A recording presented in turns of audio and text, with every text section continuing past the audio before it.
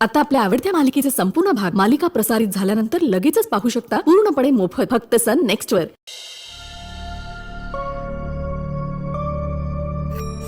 इथून पुढे तू अर्पिताचं काहीही करणार नाहीस। अर्पिताची काळजी फक्त मीच घेणार। मंजू काय ग रोज पायाला भिंगरी लागल्यासारखी घरभर फिरत असतेस आणि आज अचानक अशी बसून आहेस? असंच ग।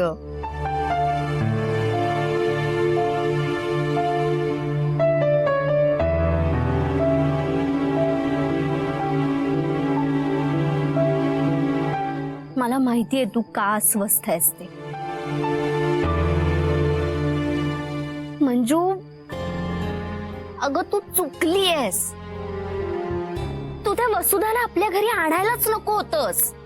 पिऊ वसुधा काय मावशी आहे ती, आदराने बोल। मी बोलेन ना आदराने, पण ती तुला मान देतीये का? हे बघ कुणाही कडून मानाची अपेक्षा नाहीच आहे माझी। अगं पण माझी आहे ना। हे बघ मंजू, तू तिला आपल्या घरी आणलंस, तिला आसरा दिलास, पण याबद्दल तिच्या मनामध्ये काही फिलिंग्स नको। त्या गावामध्ये एकटी खितपत पडली असती, पण आज आपल्या घरी ती सगळ्या सुखसुविधा उपभोगतीये याची थोडी तरी जाण नको तिला। आणि आता तर काय, अप्पू ताईला तुझ्यापासून वेगळं करण्याचा नवीन खेळच सुरू केलाय तिने। हे नाही कळत आहे का तुला मंजू? नाही पिऊ, मला आईपासून कोणीही वेगळं करू नाही शकत। हो मग तुझ्या वसुधा मावशीनं मला ज्यावेळी मारलं त्यावेळी तू एका शब्दानेही का बोलले नाहीस?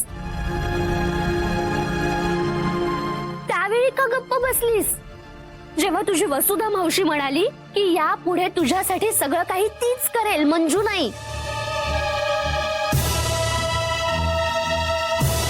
पिऊ शांत होते का बाळा? हे तू बघ थांब मंजू। ग मला थोडं समजून घेण्याचा प्रयत्न कर।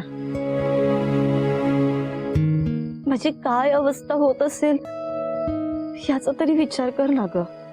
पिऊ कसं असतं ना, काही काही गोष्टीत आपल्याला नाही बोलता येत, ऐकावंच लागतं। आणि कितीही झालं तरी ती माझ्या आईची लहान बहीण आहे।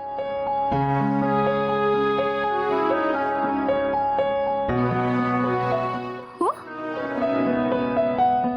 अगं मग ही कोण आहे? अगं हिने तुला लहानाचं मोठं केलंय। ती तुझी वसुधा मावशी आत्ता आलीये, पण ती यायच्या आधी हीच होती ना तुझी आई, जी माझी पण आई आहे। आणि तिचा अपमान तुझी वसुधा मावशी करतेय हे तुझ्या मनाला पटतंय? किंवा अगं काही लोकांमध्ये गैरसमज झाले असतील ना, तर त्यांनी एकमेकांना समजून घ्यायला हवं। आणि हे मला माझ्या ह्या आईने शिकवलंय। समोरचा काही समजूनच घेत नसेल तर आपण धीर धरायला हवा। आणि हे सुद्धा मला माझ्या ह्याच आईने शिकवलंय।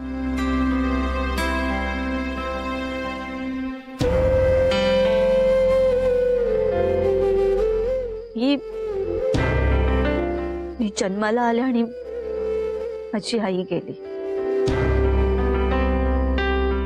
त्यानंतर मला लहानाचं मोठं केलं असेल ना, तर पिऊ ती ही आहे, माझी आई। माझ्यावर जिने संस्कार केलेत ना, ती हीच आहे,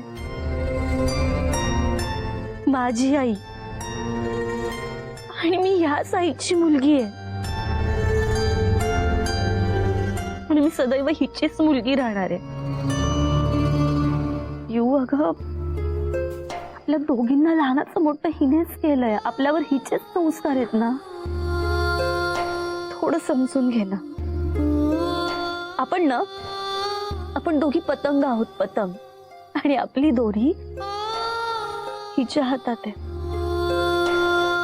अगं पण तीच दोरी तुझी वसुधा मावशी कापून टाकायला बघतीये. आणि हे तुला नाही कळणार, पण एक दिवस तुला नक्की कळेल. पण तोपर्यंत उशीर झालेला असेल. आणि आणि कदाचित आम्ही सगळे तुझ्या जवळ नसू. त्यावेळी तुझ्या जवळ फक्त तुझी वसुधा मावशी असेल. पिऊ पिऊ पिऊ पिऊ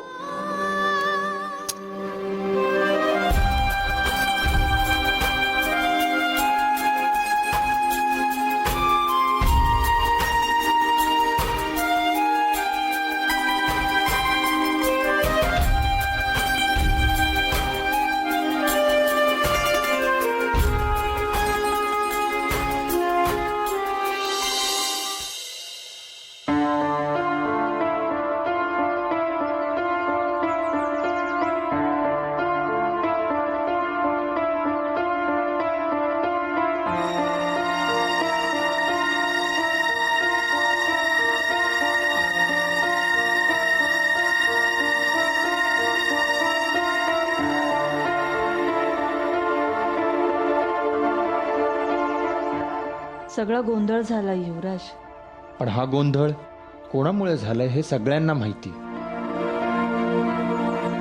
फक्त तुला तो दिसत नाही. मला खूप भीती वाटत होती की तुझी आई आता सगळं काही बोलेल. मी बेशुद्ध पडले म्हणून. नाहीतर नाही अर्पिता, हे बघ, तुझी वसुधा मावशी मध्ये मध्ये आली नसताना तर हा सगळा गोंधळच झाला नसता. आणि मी माझ्या मम्मीला कन्व्हिन्स सुद्धा करू शकलो असतो. युवराज, एका पाठोपाठ जे घडू नये ते सगळं घडतंय. अरे वसुधा आईने पिऊला कानाखाली मारली. बाबांना राग येणं साहजिकच आहे. काय चुकलं त्यांचं? मला वाटलं होतं आता सगळं संपलं, आमचं नातं कायमचं तुटलं. आईने सगळं सावरलं म्हणून. तर हे बघ अर्पिता, मी तुला वारंवार तेच सांगायचा प्रयत्न करतोय. मला माहिती आहे कदाचित तुला हे पटणार सुद्धा नाही, पण जेव्हापासून तुझी वसुधा मावशी या घरात आली आहे तेव्हापासून काही ना काहीतरी प्रॉब्लेम रोज क्रिएट होतोच आहे ना. युवराज, कोणाला दोष देऊन प्रश्न सुटणार आहेत का?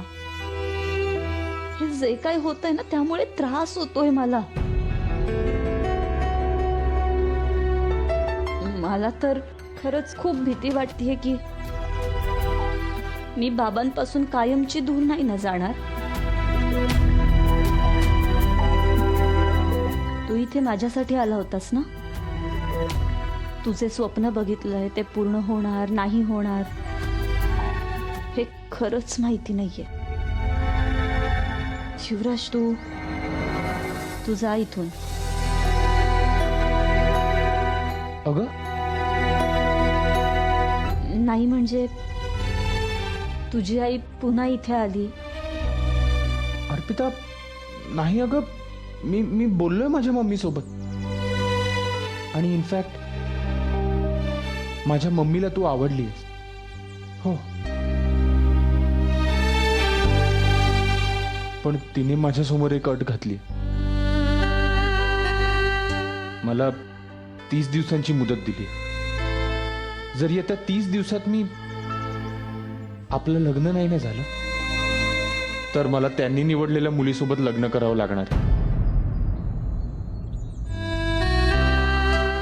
हे बघ अर्पिता, मला माहिती आहे माझ्याकडे खूप कमी वेळ आहे, पण मला माझ्यावर विश्वास आहे. मला माहिती आहे माझ्या मम्मीची अट मी पूर्ण करू शकतो. फक्त तुझ्या त्या वसुधा मावशीने मध्ये मध्ये नको करायला. युवराज, ती माझ्या आईची लहान बहीण आहे. तिचा मान राखणं ही माझी जबाबदारी आहे. तू का संशय घेतोयस तिच्यावर? हे बघ, मला अजून कुठलेही प्रॉब्लेम्स नकोयत. तू प्लीज जा इथून. नाही नाही अर्पिता, मी मी मी इथून कुठेच जाणार नाही. युवराज, तू अशक्य गोष्टीचा विचार करतोयस. प्लीज ऐक, प्लीज. हे बघ, तुझ्या आईचं तुझ्यावर खूप प्रेम आहे. तिचीही काही स्वप्न आहेत. तू तुझा वेळ वाया घालवतोयस इथे. ऐक ना, जे इतक्या दिवसात नाही घडलं ते या 30 दिवसात घडणार आहे का? युवराज, तू त्यापेक्षा त्यांच्या पसंतीच्या मुलीशी लग्न कर. हे बघ अर्पिता, ज्या दिवशी मी इथे आलो होतो ना, तेव्हा सोबत एक ध्येय घेऊन आलो होतो. मला माहिती आहे 30 दिवस हा खूपच छोटा कालावधी आहे माझ्यासाठी. फक्त 720 तास. पण मला वाटतंय की ते पुरेसं आहे. मला माहिती आहे मी तुझ्या बाबांचं मन जिंकू शकतो. ते हो म्हणतील तरच मी तुझ्याशी लग्न कर. आणि असंच होणार आहे ह्याची मला खात्री.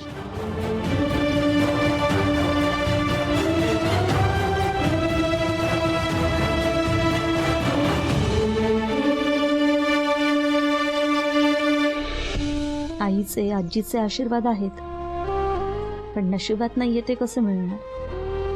20 वर्षात बाबांकडून 2 गोड शब्द नाही मिळवू शकले मी.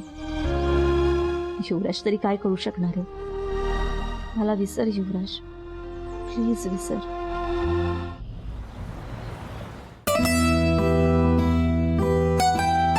मंजू, काय केलं? भूक लागलीये. सँडविच करते 5 मिनिटं. हा, ए नाही, नको. मला ब्रेड बटर आणि चहा हवा. नक्की? आई, हो, मला पण.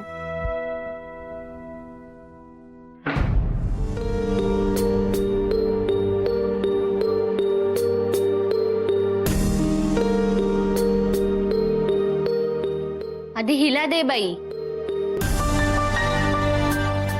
नाहीतर तिची मावशी कडाडेल.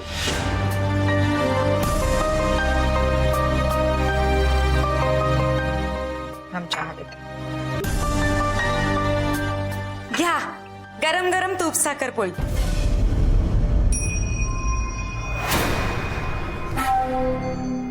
काय आहे हे? हा, ब्रेड ब्रेड ब्रेड चांगलं नसतं पोटाला, माहिती नाहीये का?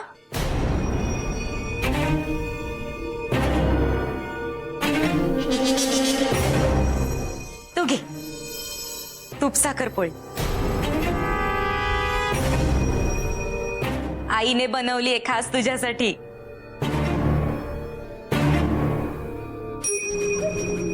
अगं बाई, गॅसवर ठेवली मी, अजून एक पोळी आणते. थांब.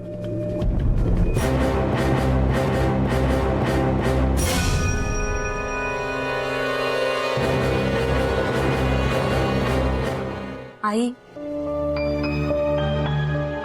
सॉरी. अगं नाही बाळा, त्यांनी एवढं प्रेमाने केलं ना. खा. अब्बूताई काहीच का बोलत नाहीये?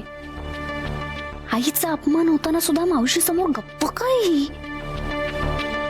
आणि आता सॉरी म्हणते. हा, कारखानीच मी निघतोय 15-20 मिनिटात. ते साहेब आले की बसवून ठेवा, जरा चहा वगैरे बघा. मी अगं तू कुठे चाललीयस? तू बस बघू. अगं आईने एवढं प्रेमाने आणलंय की नाही, खाऊन घे. हा,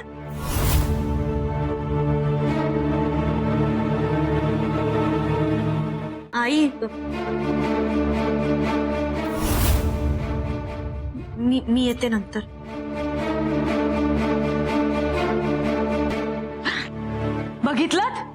बघितलत का? नाही, हिचा कितीही अपमान केला ना तरी सुद्धा ही नेहमी दुसऱ्याच्या चांगल्याचाच विचार करते. गुणी बाळते माझं.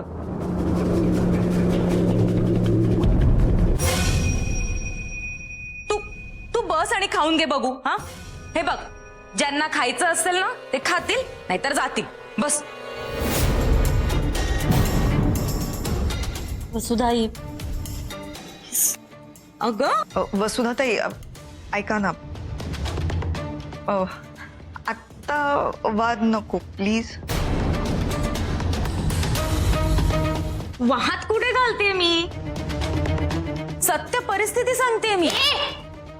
काय हवंय काय ग तुला?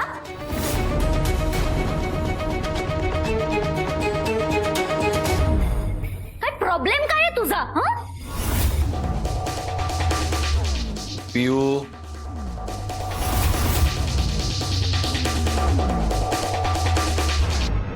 शिकवलंय ना या घरात तुला आम्ही. फालतू माणसांच्या नादी नाही लागत आपण, मग कशाला उगाच. It's okay. मी ऑफिसला जाऊन करू शकतो ब्रेकफास्ट ना. नाही बाबा, तू का जातोस? तू थांबायचं. तू आज नाश्ता केल्याशिवाय जायचं नाही. थांब तू. काय प्रॉब्लेम काय ग तुझा? सांग ना.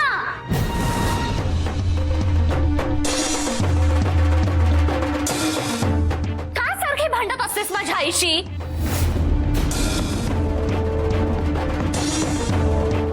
आणि काय इरिटेट करतेस बाबाला? तुला जर प्रेमाने राहायचं असेल ना या घरी तरच राहा, नाहीतर जा गावी तुझ्या निघून.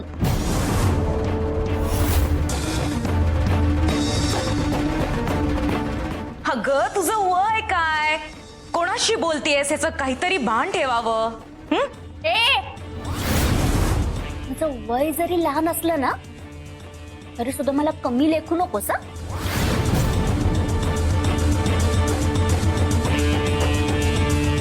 नाही, माझी आई आहे ग गाईसारखी साधी भोळी, पण मी नाहीये.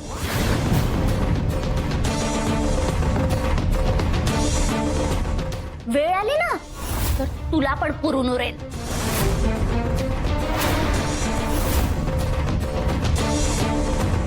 पियू, पुरे झालं आता. अगं तुझ्या आईच्या जागी आहेत त्या. ही प्लीजच अजिबात नाही. ही अशी असते का आई?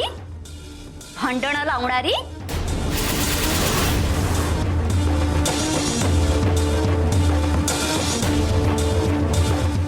मंजू, ह्या अशा लोकांची तोंड वेळीच नाही ना बंद केली तर ती डोक्यावर बसतात.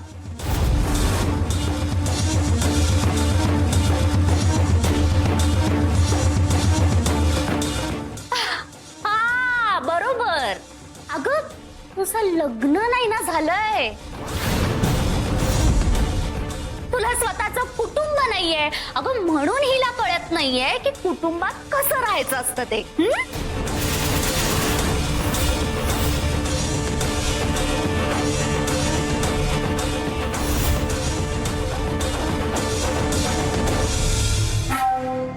माझं कुटुंब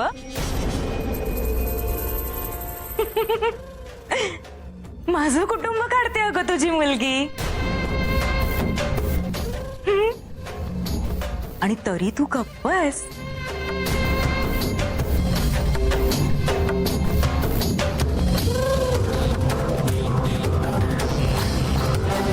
माझ्या कुटुंबाची स्तुती करायला ना माझ्या गावात खूप लोक आहेत अगं. हो, खूप. पण तुझ्या आईची स्तुती करायला तिच्याकडे गाव तरी आहे का?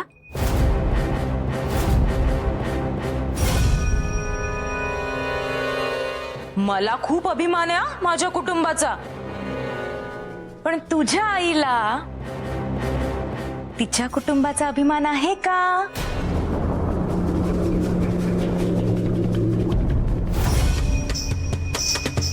अभिमान तर सोड ग, कुटुंब तरी आहे का?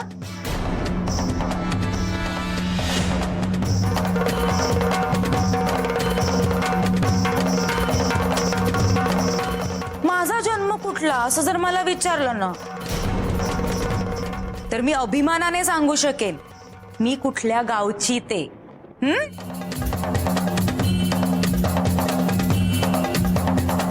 हिला विचार ना, हिचा जन्म कुठल्या गावचा? हा,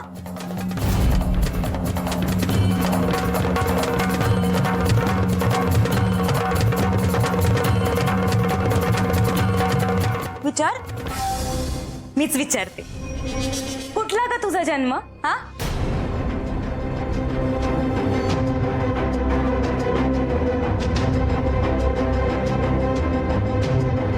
कुठल्या? नांदगाव, सातगाव, पाडगाव, माणगाव. कुठल्या गावचा जन्म तुझा?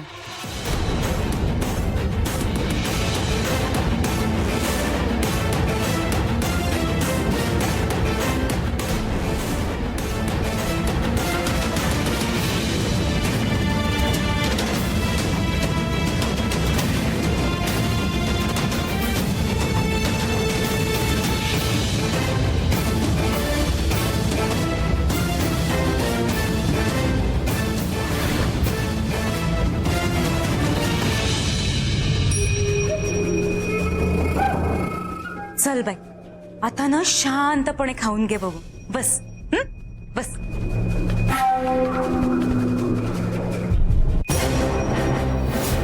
मेनका, आभारी आहे हा तुझी. तुझ्यामुळे आंबेगाव आणि अंबिका ही 2 हत्यारं माझ्या हाती आली आहेत. आता हा खेळ रंगेल.